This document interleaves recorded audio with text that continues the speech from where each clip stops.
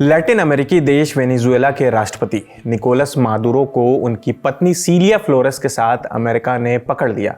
ये जानकारी 3 जनवरी को वेनेजुएला पर अमेरिकी हमले के बाद डोनाल्ड ट्रंप के सोशल मीडिया पोस्ट के जरिए बाहर आई। मादुरो और ट्रंप के बीच लंबे समय से तनातनी चल रही थी। नवंबर में ट्रंप ने मादुरो को अल्टीमेटम दिया था कि वो सत्ता छोड़ दें, लेकिन मादुरो ने सत्ता नहीं छोड़ी। अब वही मादुरो ट्रंप की सेना के कब्जे में है। निकोलस मादुरो एक दशक से ज्यादा समय से वेनेजुएला की सत्ता पर काबिज हैं। 2013 में वो अपने पूर्ववर्ती ह्यूगो चावेज के निधन के बाद वेनेजुएला के राष्ट्रपति बने और तब से लगातार तमाम विवादों और विरोध के बावजूद इस पद पर बने हैं। 2013 में ही मादुरो ने सीलिया फ्लोरेस से शादी की। 23 नवंबर 1962 को वेनेजुएला की राजधानी काराकस में एक मजदूर परिवार में जन्मे निकोलस मादुरो पहले बस चलाते थे। बाद में वह मेट्रो यूनियन के नेता के तौर पर पहली बार राजनीति में आए। ये 1990 के दशक की बात है। ये वही समय है जब ह्यूगो चावेज ने साल 1992 में देश में तख्ता पलट की कोशिश की थी। चावेज तब एक सैन्य अधिकारी थे। इस कोशिश में चावेज को जेल हुई और उनकी गिरफ्तारी के बाद विरोध में मादुरो ने बड़ा अभियान चलाया और उन्हें जेल से रिहा भी कराया, ऐसा कहा जाता है। यह भी कहा जाता है कि जब 1992 में ह्यूगो चावेज का तख्ता पलट नाकाम रहा और उन्हें जेल जाना पड़ा, हालात ऐसे थे कि लोगों को लग रहा था कि अब शायद चावेज कभी वापस राजनीति में नहीं लौट पाएंगे। लेकिन तभी उनकी जिंदगी में एक अहम शख्सियत आई, उनकी कानूनी टीम की प्रमुख वकील सीलिया फ्लोरेस। उन्होंने चावेज की रिहाई करवाने में बड़ी भूमिका निभाई और 1994 में उन्हें जेल से छुड़वाया। सीलिया की कहानी आगे सुनाएंगे, फिलहाल मादुरो की कहानी पर ही रहते हैं। इस दौरान वे अपने नेता ह्यूगो चावेज की वामपंथी सोच और नीतियों को आगे बढ़ाने वाले प्रमुख चेहरों में से एक बनकर उभरे। वेनेजुएला में वामपंथी राजनीतिक आंदोलन के दौर में मादुरो चावेज के करीबी और बड़े सहयोगी के रूप में उभरकर सामने आए। बाद में चावेज ने अपनी एक नई पार्टी बनाई जिसका नाम रखा गया फिफ्थ रिपब्लिक मूवमेंट। इस पार्टी को बनाने में मादुरो ने भी चावेज की मदद की थी। चावेज के हाथ में वेनेजुएला की कमान साल 1999 में आई। सत्ता में आने के बाद उन्होंने मादुरो को भी संसद के स्पीकर के तौर पर चुन लिया।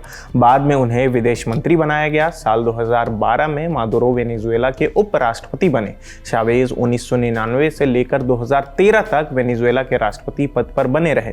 इस दौरान 5 मार्च 2013 को उनकी मौत हो गई, लेकिन जीवित रहते हुए ही उन्होंने अपने उत्तराधिकारी के तौर पर मादुरो को चुन लिया था। चावेज की मौत के बाद मादुरो ने वेनेजुएला के अंतरिम राष्ट्रपति का पद संभाला। बाद में देश में राष्ट्रपति का चुनाव हुआ और कड़ी मशक्कत से उन्होंने इस चुनाव में जीत हासिल की। उन पर चुनाव में धोखाधड़ी के आरोप भी लगे। इंडिया टुडे की रिपोर्ट के मुताबिक मादुरो के कार्यकाल में देश की अर्थव्यवस्था बुरी तरह से चरमरा गई। महंगाई से जनता परेशान थी, खाना और दवाओं की लगातार कमी बनी हुई थी। इसी दौरान वेनेजुएला के नागरिकों का बड़ा पैमाने पर पलायन हुआ। उनके शासनकाल में चुनावों में धांधली और विरोध प्रदर्शनों पर कठोर दमन के आरोप भी लगे, खासकर 2014 और 2017 के चुनावों में।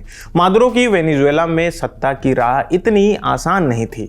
उनके शासन के शुरुआती दौर में उन्हें कई तरह की समस्याओं का सामना करना पड़ा। इनमें प्रतिबंध, आर्थिक पतन, देश में बड़े पैमाने पर विरोध और अंतर्राष्ट्रीय अलगाव जैसी बड़ी समस्याएं उनके सामने आई।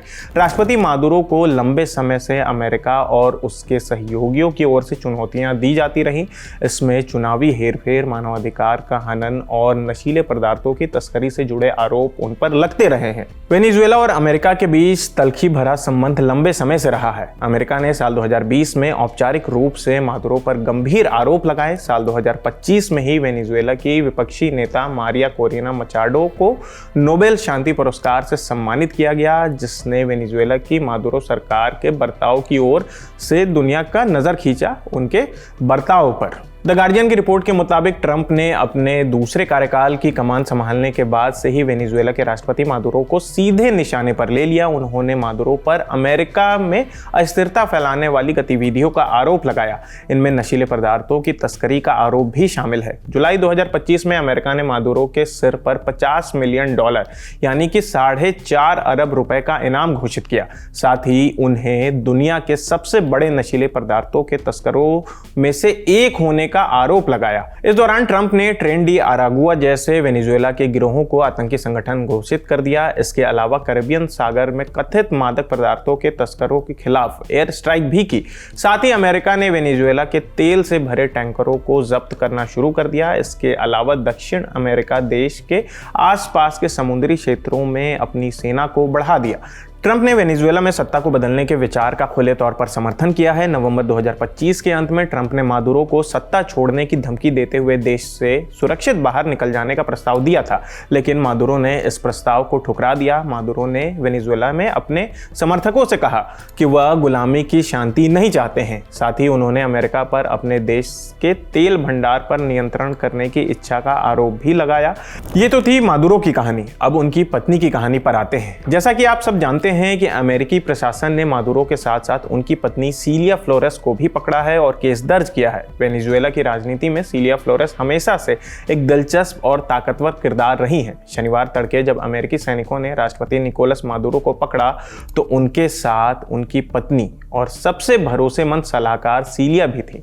दोनों को उनके बेडरूम से उठाकर बाहर ले जाया गया और उन पर अमेरिका में ड्रग तस्करी के आरोपों को लेकर मुकदमा चलेगा। मादुरो उन्हें प्यार से सिलिता कहते हैं। पिछले एक दशक से ज्यादा वक्त तक वे वेनेजुएला की फर्स्ट लेडी रहीं, लेकिन वेनेजुएला की सोशलिस्ट राजनीति चावेस्मो की भाषा में उन्हें फर्स्ट कॉम्बेटेंट यानी कि पहली योद्धा कहा गया। पिछले 30 सालों में सिलिया ने न सिर्फ मादुरो के साथ रिश्ते निभाए बल्कि अपनी अलग राजनीतिक पहचान भी बनाई।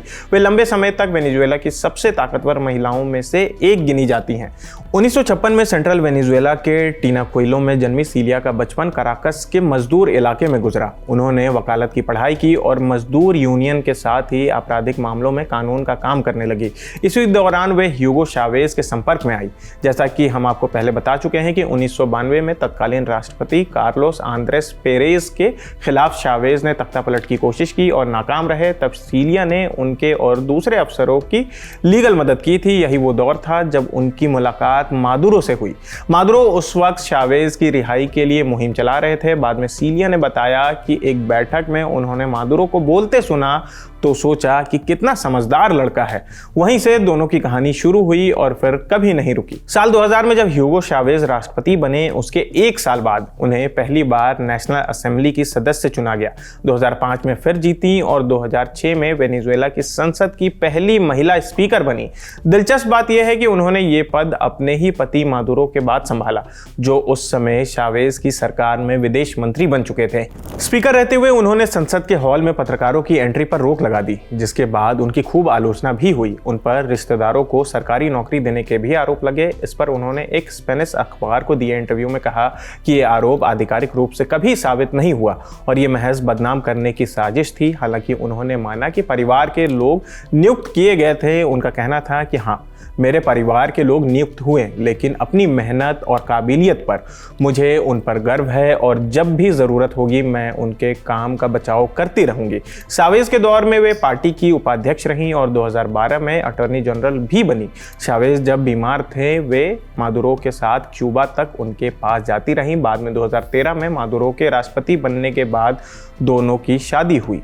जब चावेज कैंसर के इलाज के लिए क्यूबा में थे और जिंदगी के आखिरी दिनों से गुजर रहे थे, तब फ्लोरेस अपने पति निकोलस मादुरो, जो उस समय उपराष्ट्रपति थे, उनके साथ उनसे मिलने जाती रहीं। चावेज के साथ उनकी नज़दीकी इतनी गहरी थी कि जब उन्होंने 2015 में ट्विटर ज्वाइन किया तो अपने प्रोफाइल पर लिखा डॉटर ऑफ चावेज, यानी कि चावेज की बेटी। बाद में उन्होंने इसे बदलकर सिर्फ चावेस्ता कर दिया। राजनीति विशेषज्ञ कार्मेन ओर्टेगा के मुताबिक फ्लोरेस का राजनीतिक सफर बहुत मजबूत रहा है। जब वो फर्स्ट लेडी बनी तो उन्होंने सार्वजनिक भूमिकाओं में थोड़ा पीछे रहना चुना, लेकिन कई लोग उन्हें पर्दे के पीछे की ताकत या मादुरो की सबसे अहम सलाहकार मानते हैं। ओर्टेगा कहती हैं कि शादी के बाद फ्लोरेस ने खुद को काफी सीमित कर लिया, सार्वजनिक बयान कम देने लगी और सुर्खियों से थोड़ा दूर हो गई। मादुरो सरकार आने के बाद सिलिया ने सार्वजनिक मंच पर भी आना काफी कम कर दिया। वो ज्यादातर सिर्फ अपने radio show with cilia in the family में ही नजर आती थी। लेकिन 2015 में उनका नाम फिर से सुर्खियों में आ गया। जब उनके दो भतीजों को अमेरिका की ड्रग एजेंसी DEA यानी कि ड्रग इन्फोर्समेंट एडमिनिस्ट्रेशन ने करीबियाई देश हैती में नशा तस्करी के आरोप में गिरफ्तार किया। फ्लोरेस ने इसे किडनैपिंग बताया, लेकिन न्यूयॉर्क में मुकदमे के बाद दोनों को 18 साल की सजा हुई।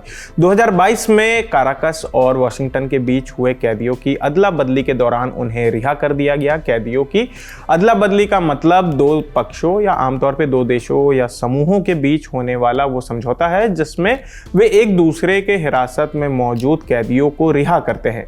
2018 में कनाडा ने सीलिया फ्लोरेस पर कार्रवाई की और उन्हें 13 अन्य अधिकारियों के साथ प्रतिबंध सूची में डाल दिया। यह कदम उस रिपोर्ट के अगले ही दिन उठाया गया जिसमें अमेरिकी महाद्वीप संगठन OAS ने कहा था कि मादुरो सरकार ने मानवता के खिलाफ अपराध किए हैं। कुछ महीने बाद अमेरिका के ट्रेजरी विभाग ने भी उन पर प्रतिबंध लगा दिए। अमेरिकी बयान में कहा गया कि मादुरो अपनी सत्ता बचाने के लिए अपने नज़दीकी लोगों पर निर्भर हैं। इस पर मादुरो ने भावुक प्रतिक्रिया देते हुए कहा था कि अगर हमला करना है तो मुझ पे करो, सीलिया या परिवार को मत छुओ, कायर मत बनो, उसका सिर्फ इतना ही गुनाह है कि वो मेरी पत्नी है। इसी दौरान सीलिया फिर से राजनीति में सक्रिय हुई। 2017 में वे कॉन्स्टिट्यूएंट असेंबली की सदस्य बनी और 2021 में फिर से नेशनल असेंबली की डिप्टी चुनी गई। गिरफ्तारी के समय भी वे इसी पद पर थी। तो फिलहाल इस खबर में इतना ही। आपकी इस खबर पर क्या राय है हमें कमेंट करके ज़रूर बताएं। इस खबर को लिखे हमारे साथी प्रगति पांडे और मेरा नाम आसिफ है। कैमरे के पीछे हमारे साथी राहुल है। देखते रहिए दी ललन टॉप। शुक्रिया।